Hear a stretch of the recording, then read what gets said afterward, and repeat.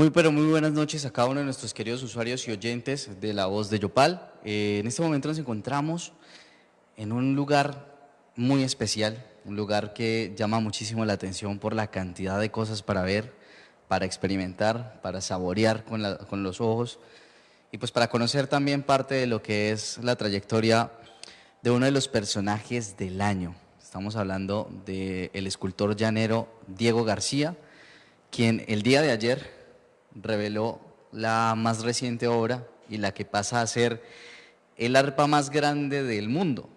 Ayer en Agua Azul, Dieguito, muy, pero muy buenas noches, hermano. Muchísimas gracias por tenernos aquí en su grandioso estudio. Uy, muy buenas noches para todos. La verdad, pues qué honor y qué placer tenerlos acá, ¿no? Sé muy bien de la acogida que tiene la voz de Yopal y de la historia también y la importancia que tiene para el territorio, ¿no? Nada, bienvenidos y espero que hablemos. Estoy aquí, puertas abiertas, sin tranca, pues para que pregunten de arte y de escultura. Bueno, nos encontramos en el estudio, en la galería de su estudio, un sitio donde se guarda muchísima historia del recorrido suyo como escultor, que tenemos incluso dos obras aquí a los lados, obras que en este momento se han reproducido ya para absolutamente todos los ciudadanos, que es tanto el Serenatero como a Lomas de Victoria, que la tengo justamente aquí al lado. Y quisiera, y es más, vamos a abrir de una vez el espacio para que absolutamente todos los oyentes que quieran conocer al respecto de Diego García pueden comenzar a hacer sus preguntas a partir de ya. Cuéntenos un poquito acerca de ese crecimiento, Diego.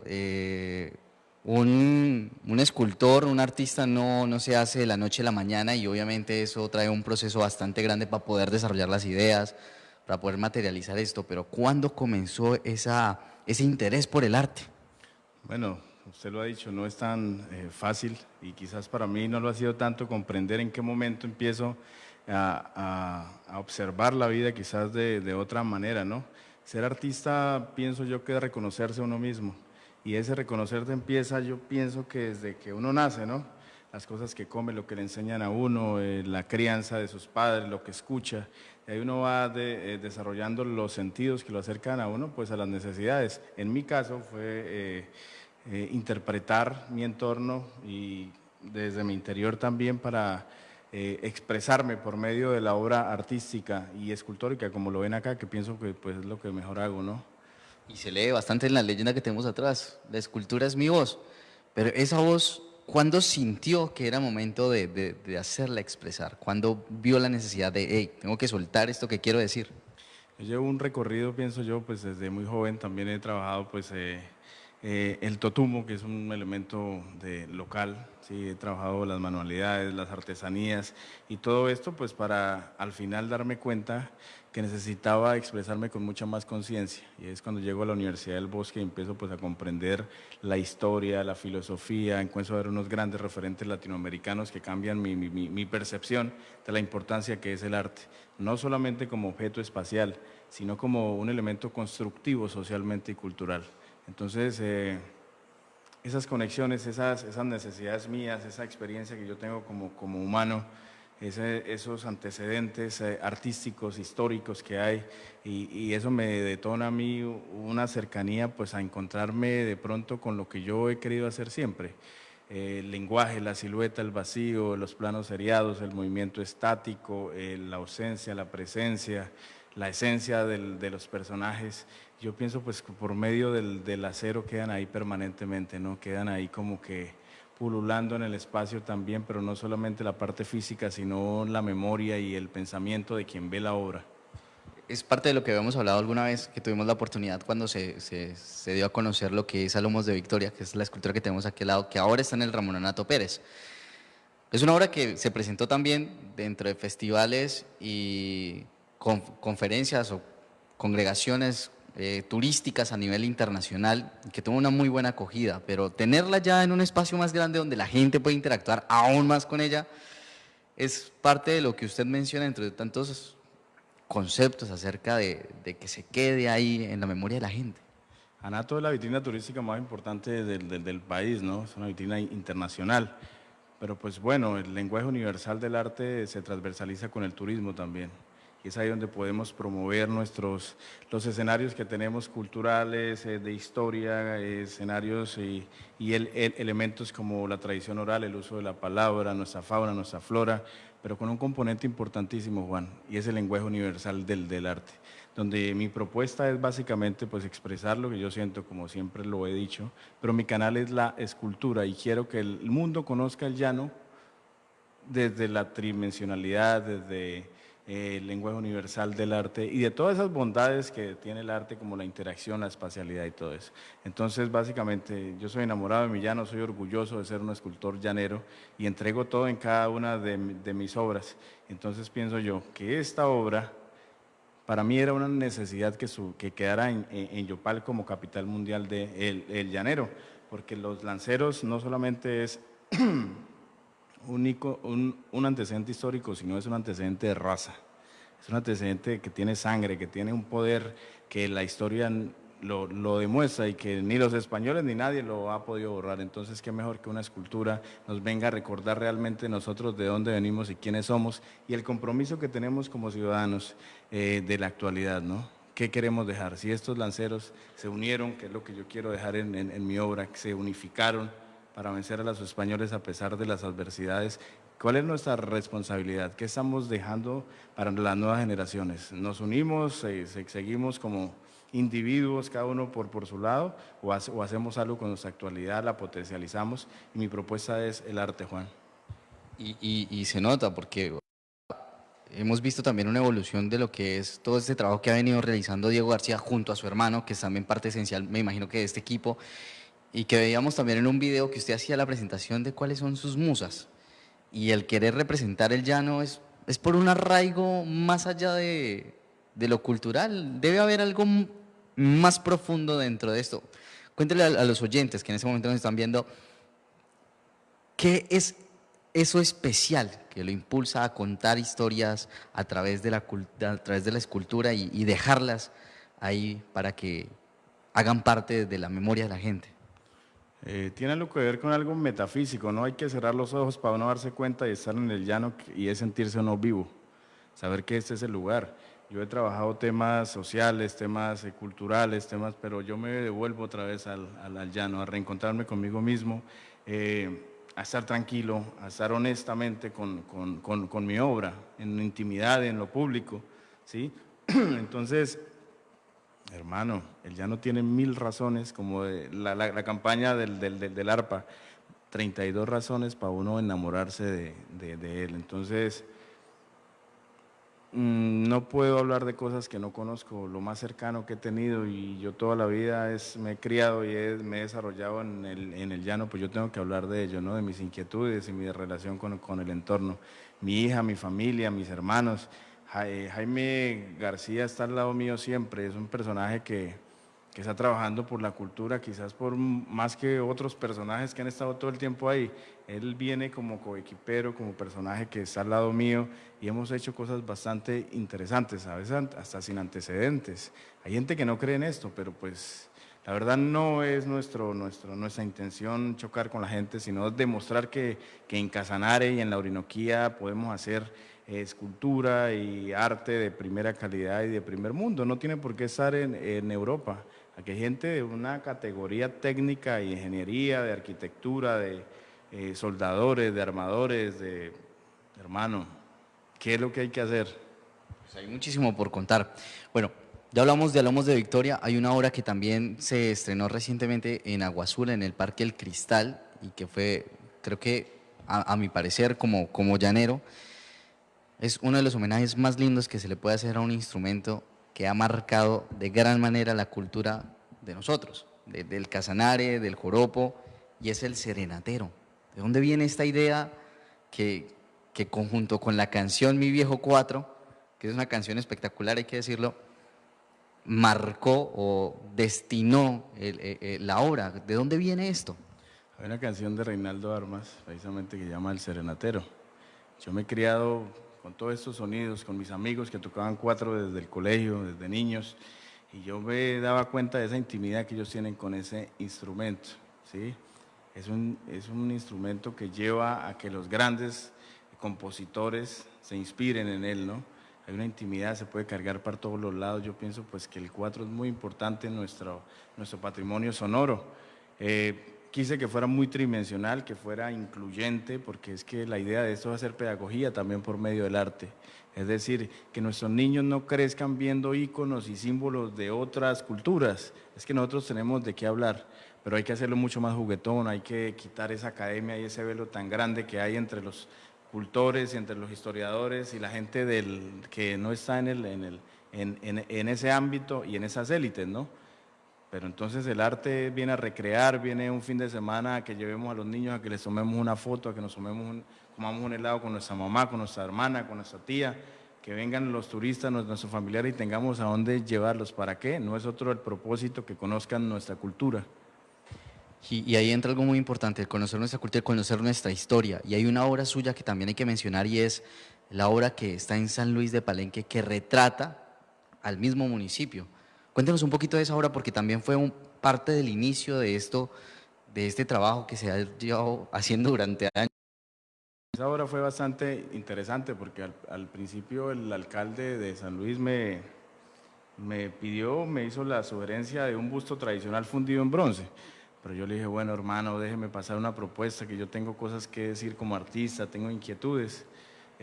Al principio yo pensé pues que él era un homenaje póstumo, pero pues tuve el placer de conocer al coronel Hugo Gamboa Ramírez, de por Dios, un fundador de un municipio tan cruel como San Luis y estaba vivo, entonces había mucho de qué hablar, había mucho pues qué decir.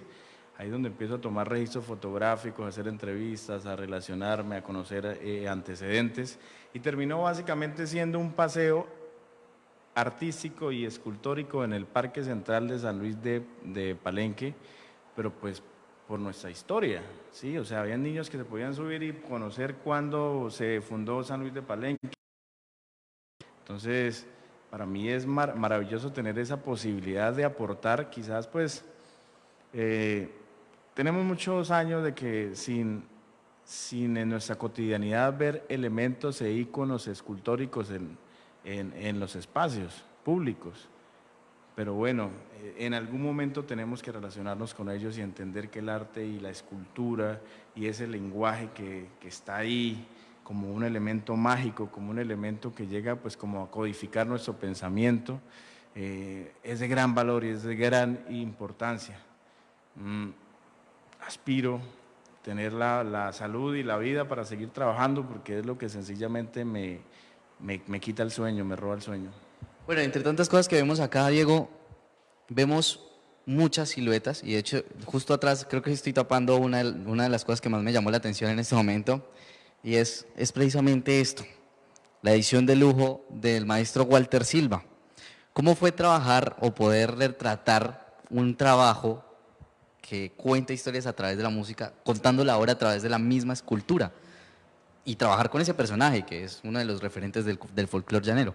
Eso fue un gran sueño y de hecho partió pues por una idea pues del maestro Walter. Él se inquietó por mi obra y bueno, comenzamos como una edición de lujo, pero pues igual me empezó a inquietar el tema como de qué podemos hacer. Yo siempre había querido hacerle un aporte a la industria musical de los llanos orientales.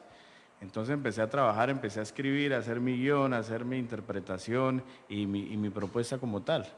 En el camino se me fue pues conectando con la fotografía y llamé al maestro Gustavo Martínez, a Héctor Publio Pérez, nuestro historiador, nuestro poeta, unos diseñadores gráficos de la Universidad del Bosque, el maestro Walter estuvo ahí conectado, pero al final nos dimos cuenta que fue un producto de Llaneros hecho para el mundo y no era una carátula de lujo, era un proyecto artístico y musical, ¿sí? O sea, ¿qué fue lo primero que yo, o sea, que yo como que subrayé, como que dejáramos a un lado la carátula tradicional que va al cajón del olvido apenas se pone un CD en el carro? Sí. Entonces, la escultura, o sea, esa obra, esa pieza emerge de una caja de sorpresas artísticas, pienso yo, y termina pues siendo una obra para exponer, y no solamente una obra para los llaneros, sino para el mundo entero. Así es como en la industria, por ejemplo, en Bogotá, los socios de la disquera pues quedaron impactados también con el proyecto, hasta tal punto que lo postularon a los Grammy Latino del 2016. Entonces sigo creyendo que que los trabajos bien hechos, que la propuesta seria trasciende fronteras.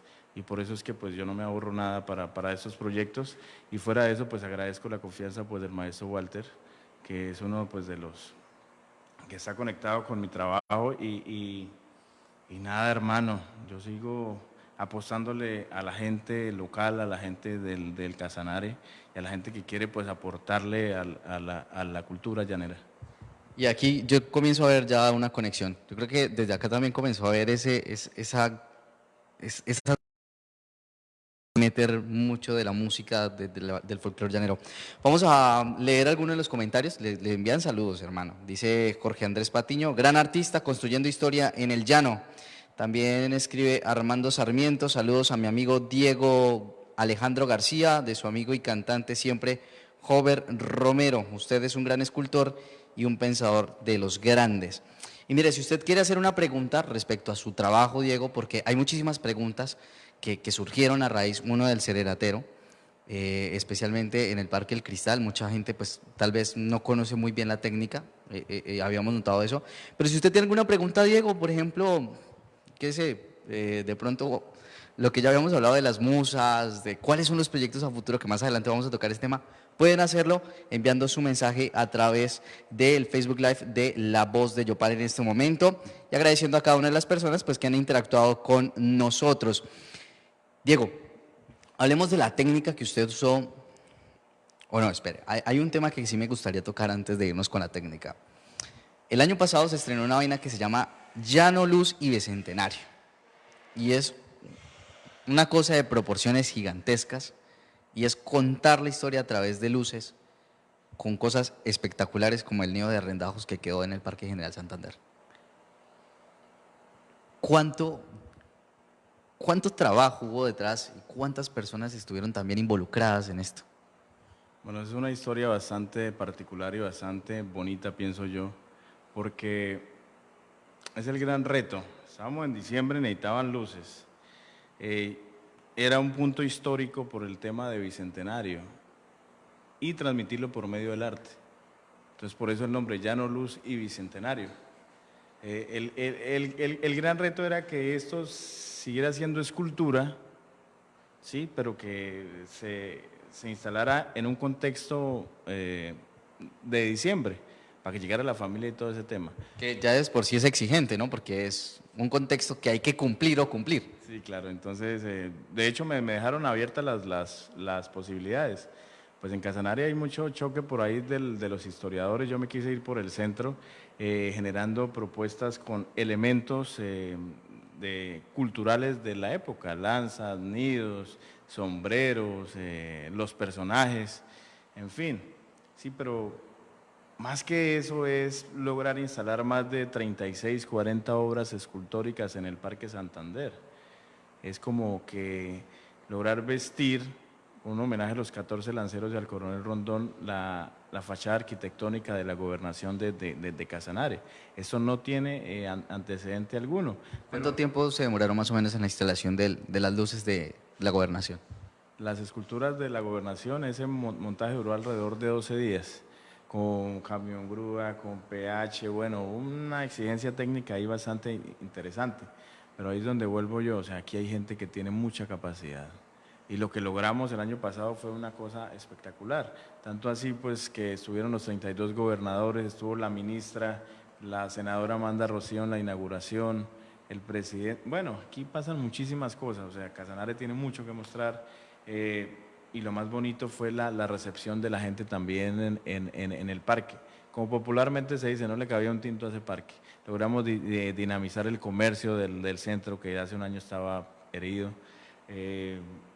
Las ventas, que la gente llegue, que la gente coja confianza en las administraciones públicas, que haya una inversión social y que se vea. Y eso fue lo que hizo Llano, Luz y Bicentenario. Ahí se puede entonces terminar de concretar de que la escultura y el arte realmente aporta económicamente, a pesar del esfuerzo, a dinamizar la economía del sitio donde esté, porque lo demostró entonces con Llano, Luz y Bicentenario, y ahora con el Serenatero, con Alomos de Victoria y las 32. Esto trae un impulso gigante al comercio. Y eso para usted como escultor, porque más allá del arte, más allá de la experiencia de la gente con las esculturas, como escultor, ¿cómo le deja ese aporte económico? Porque es un aporte económico a la sociedad. Yo creo que es importante decirlo, pues que yo no estoy describiendo el agua tibia. El arte y la cultura como industria cultural y creativa en el mundo está en auge. Deja más plata que el café incluso aquí en Colombia, ¿sí? Pero ¿qué es lo que pasa? O sea, vuelvo y digo, no somos tradición de escultores, no somos tradición de pintores o de fotógrafos donde todo el tiempo estamos hablando de eso, como en Argentina, como en Chile, como en España, como en Italia o Francia, ¿sí? Pero estos antecedentes han generado esas dinámicas. Yo me siento muy bien porque lo que uno piensa se va dando y la gente teniendo confianza en los artistas locales, no solamente en mí, por ahí hay gente que está haciendo muralismo, está haciendo otras cosas que me parece súper interesante. Pero si nos paramos un poco en dónde estamos históricamente, venimos de un arrebato, o sea, que nos arrebataron, perdón, el tema pues de las regalías. Nosotros creímos en un momento que éramos ricos porque éramos productores de petróleo, ¿sí? Pero nosotros no somos eso, somos campesinos, somos agricultores, somos cultores, somos artistas, somos cantantes, eso es lo que somos realmente. Entonces lo que nosotros estamos haciendo ahorita es volver a esos lugares y a esos territorios donde nosotros nunca debimos partir, para darnos cuenta que por medio de una escultura, que es un proyecto autosostenible en términos monetarios y culturales y patrimoniales, ¿sí? Nos estamos dando cuenta que sí funciona, que hay que invertirle a esto, que no es un gasto, es una inversión, pero esto poco a poco nos vamos a dar cuenta. Cuando el patrimonio de nosotros esté rico por esculturas, por libros, por pinturas, por grandes exposiciones fotográficas en el espacio público, ahí es donde vamos a tener no solamente un valor como físico y estructural, sino como cultura y como sociedad. Que tenemos muchísimo para ofrecer y ahí hay que recordar también el trabajo del fotógrafo Gustavo Martínez en el Alcaraván, que hizo una muy buena exposición acerca del llano. Por aquí le saluda Numa Eneida Roa Alfonso, excelente trabajo, felicitaciones maestro Diego García. Nuestra hermosa tierra llanera se engalana con tu talento hecho folclor, que sigan vibrando las cuerdas de tu imaginación al son del espíritu vibrante y lleno de sabiduría para crear y recrear. Se inspiró, se inspiró la señorita. Pues bien, Dieguito, para finalizar, hablemos de la técnica, porque eso fue también uno de los puntos que creó muchísima polémica al respecto, en especial en el Serenatero, allá en el Parque El Cristal. Muchos hablaban de que los materiales no eran buenos ni nada de eso, pero es bueno también contrastar esas fuentes. Preguntarle a usted directamente cómo se construye una obra como A Lomos de Victoria, cómo se construyó una obra como por ejemplo la de San Luis de Palenque, la conceptualización de las 32, que aquí tenemos uno de los primeros bocetos, y también el Serenatero. ¿Cómo se construye eso? El trabajo que hay detrás, los materiales. Aquí hay que ver algo que es bastante interesante, es que cada material tiene un lenguaje propio. Hay obras que tienen gran valor, si hablamos en términos de dinero, y son en papel. O un banano. Sí, como la reciente exposición donde pegaron un banano en una pared y... Es que aquí el fondo de la cosa no es en qué está hecho, sino es qué está pensando el que está atrás, el escultor y el artista. Lo interesante del arte es el pensamiento. Pero ahora, ¿qué es lo que yo pienso sobre ello? Cuando yo llegué, por ejemplo, a proponer obras en el imaginario, estaba de que si no era fundido en bronce y modelado hiperrealista, no era escultura. Y entonces, pues yo digo, bueno, pues estamos un poco errados en ese concepto. Pero yo no me voy a poner a controvertir con nadie. Yo sigo con mi lenguaje porque es que lo que yo quiero expresar precisamente es la esencia de los personajes y de los objetos. Por eso el vacío, la silueta, la presencia, la ausencia. Es el elemento que no es utilitario, que rompe con ese esquema. Es la representación de un objeto y es sobredimensionada. Lo que pasa es que el hierro tiene una particularidad especial, que es el lenguaje que yo quiero aprovechar del mismo, de la connotación que tiene el material. Es el paso del tiempo. El óxido nos empieza a generar otra connotación, ¿sí? O sea, estos elementos a través del tiempo cargan una historia, ¿sí? Entonces, yo no lo voy a poder hacer en bronce, yo no lo voy a poder hacer en papel, es más, o sea, yo me siento vivo cuando choco con una pieza de estas para la producción, donde uno tiene que para un montaje durar 10 días al sol. Estamos en el llano que son más 30, a veces sube más los grados. Por ejemplo, ahorita con las 32, fue un montaje súper exigente, técnico. La escultura me ha dado la posibilidad no solamente de hacer propuestas, sino de sentirme vivo. Entonces, no hablemos tanto de la calidad del material, porque si hablamos de ella, el hierro dura 500 años, nos vamos a morir muchas veces y el hierro va a quedar intacto. Aquí hay otra cosa y es la producción técnica. Yo como escultor, si me pongo a producir solo una pieza de 14 metros como las 32, pues me voy a morir de hambre seguramente, porque eso es un despliegue técnico increíble, donde hay estructurales, donde hay ingenieros, donde hay arquitectos, donde hay el tema hasta el tema jurídico, contractual, donde hay un poco de gente que está atrás de esto, pero eso no se va a caer sencillamente porque hay unos estudios previos, porque hay un análisis espacial, cultural, social, donde en realidad es una obra que tiene unas connotaciones profesionales. Entonces, no sé a qué llegan con el material, porque es que el material, el hierro es una vaina maravillosa. Es una vaina maravillosa que alcanza un tamaño increíble, que lo podemos tocar, que podemos interactuar con él, y es el material con que yo me conecto como humano y como artista. Y de hecho que el hierro también respira, porque cuando hay temperaturas altísimas se llega a expandir y cuando cae la temperatura se contrae. Entonces es una respiración, literalmente respira y vive con el espacio. Vamos a entender cómo es importante también preguntar eso, porque muchas veces no entendemos esos conceptos que maneja un artista, incluso en la misma música, porque suele suceder. Por aquí nos escriben, Yadira Cardoso, muy buen artista, felicitaciones. Muchísima gente que lo apoya y que valora precisamente ese trabajo y que créame, Diego, que es una forma como de comenzar a romper, como le decía, con el tradicionalismo, porque muchas veces nos volvemos muy celosos con querer guardar cosas que se pueden explotar aún más. Lo hemos visto con artistas como de criollos, incluso, que se ha atrevido a ver el joropo de otra manera, como contraste, y ahora usted a través de la escultura a mostrar algo distinto y que la gente puede llegar a tomar la iniciativa de explorar aún más. No hay algo más lindo que ver la sonrisa de un niño cuando cuando está al frente de una obra mía, ¿sí? En ese momento uno entiende que valió la pena tanto esfuerzo. Más bonito que cuando uno puede generar 30, 70 empleos directos, ¿sí? Ese es el pago, el apoyo, por ejemplo, esos comentarios que están ahí, yo los valoro mucho, porque es el resultado de toda una vida de trabajo con mi equipo, ¿no? Entonces, agradecerles a todos por la confianza, el apoyo, a los entes gubernamentales, a la cultura, a tanta gente que a veces uno se queda como sin agradecer y sin decirle sin darle un abrazo, sin darle pues la mano pues como debe ser. Aquí hay muchos personajes anónimos que quedan ahí como velados por el mismo proceso, pero ellos saben quiénes son y ellos saben qué han hecho por eso.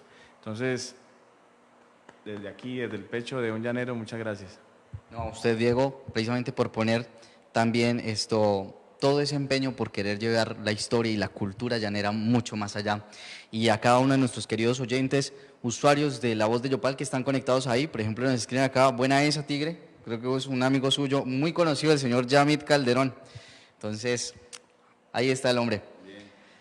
Pues, queridos amigos, estamos en la intimidad, como decían los argentinos al momento de ingresar a la parte más escondida de un artista, de un futbolista, de un escultor, de un pintor, de todos aquellos que hacen arte de una u otra manera.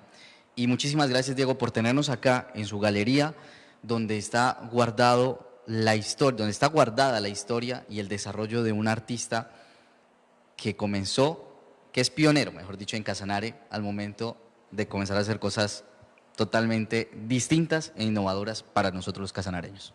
Juan, mire, uno de mis grandes sueños es, bueno, cuando estaba poco más joven, iba al Museo del Banco de la República y yo siempre soñaba con tener una galería para mí, donde pudiera tener la posibilidad en Yopal de ver una escultura en un contexto ideal, con iluminación, con los pedestales, con todo limpio, con un silencio, con unas cosas. Y entonces he trabajado toda la vida para decirle a ustedes que bienvenidos a mi galería, que bienvenidos a mi taller, que tomemos tinto, que hablemos de arte, que refresquemos la cotidianidad, el estrés, la cosa. El arte viene como a hacer, como a darnos un abracito artístico para querernos y para quizás pensar un poco más hacia dónde vamos, ¿no? Entonces, muchas gracias a todos, a la voz de Yopal un saludo gigante. Juanito, interesarse por por esas batallas incansables del arte, de la cultura, del deporte, de todo esto, y al nuevo ciclo de gobernantes les hago una invitación de que se fijen en los artistas, en los cultores, de que se fijen en eso que no es solo concreto, que no es solo vías, que no es solo... Hay que invertir en lo humano y en la humanidad, y aquí estamos, pues, hago parte de ese gran ejército que tenemos en Casanare, un ejército talentoso. Un saludo a todos y muchas gracias realmente. Bueno, queridos usuarios y oyentes de La Voz de Yopal, hoy conocimos en la intimidad a Diego García, el escultor llanero, con 3 grandes obras que ha dejado en el departamento, no, 4 ya, total, y las que se vienen.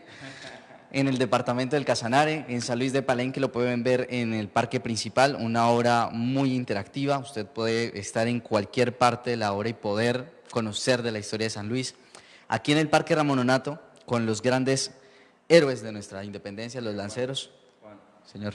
Póngame cuidado, viene una sorpresita para enero, ¿vale? Un homenaje y un tributo al jinete del caballo de los Llanos Orientales. Una escultura monumental, interactiva. Espero que me acompañen, pendientes de las redes por ahí, porque pues hace poco hablaba Yamid Calderón, que es un comunicador social y es de alguna manera el que está pendiente de las redes, pero aquí hay algo importantísimo, y son ellos, con DC Studios, los que están inmortalizando por medio de los videos y los registros todos esos procesos, que finalmente no son solamente del escultor ni de la firma, eso es patrimoniable, entonces queremos narrar también eso. Cómo se hace una obra, cómo se conceptualiza, cuál es la intimidad del taller, como usted dice, cómo empezamos con esas, ¿no? Todo eso es pedagogía, tenemos que de alguna manera tenerlo al alcance, no para entenderlo y para probarlo, sino para tenerlo ahí como una posibilidad, ¿no? Entonces, pendientes. Pendientes entonces para enero, el homenaje al jinete y al caballo. Muchísimas gracias a ustedes, queridos oyentes y usuarios de La Voz de Yopal. Recuerden seguirnos en nuestras redes sociales, tanto en Facebook, en Twitter, en Instagram, como @La Voz de Yopal. En esta entrevista les acompañó Juan Manuel Silva, el relativamente cuerdo. Y es relativamente cuerdo, exactamente.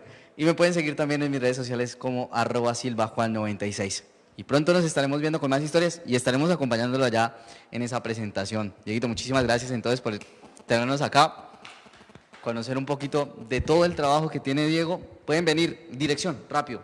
Calle 28 a 2037, esa fue la casa donde yo me crié, así que aquí hay mucho que contar. No, pero mejor dicho, hace escultura donde nació.